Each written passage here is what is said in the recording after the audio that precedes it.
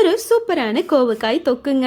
கோவக்காயே பிடிக்காதுன்னு சொல்கிறவங்களுக்கும் வேறு ஏதாவது டிஃப்ரெண்ட்டாக இந்த கோவக்காயில் செய்யணும்னு நினைக்கிறவங்களுக்கும் இது ஒரு பெஸ்ட்டான ரெசிபிங்க. கண்டிப்பாக ட்ரை பண்ணுங்கள். எப்படி செய்கிறதுன்னு பார்க்கலாமா? இதுக்கு நான் கார்முடி தேங்காய் எடுத்து அது கூட 1 டேபிள் ஸ்பூன் சீரகம் சேர்த்து தனியாக அரைச்சி ஒரு பேஸ்ட்டாக எடுத்து வச்சுக்கிட்டேன்.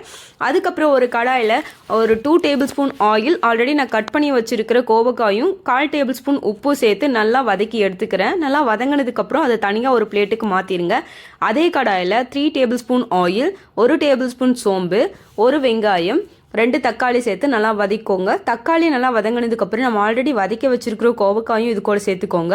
கோவக்காய் சேர்த்த உடனே நம்ம 1 டேபிள் ஸ்பூன் ஆஃப் மஞ்சத்தூள், 1 டேபிள் ஸ்பூன் ஆஃப் மல்லித்தூள், 1/4 tablespoon of garam masala, 1 tablespoon மிளகாய் தூள் சேர்த்து நல்லா வதக்கிக்கோங்க.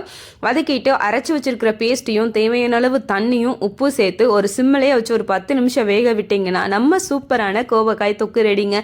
இது ரொம்பவே சூப்பராக இருக்கும். கண்டிப்பாக ட்ரை பண்ணுங்கள். பிடிச்சிருந்தா லைக் பண்ணுங்கள், ஷேர் பண்ணுங்கள், கமெண்ட் பண்ணுங்கள். Thanks for watching.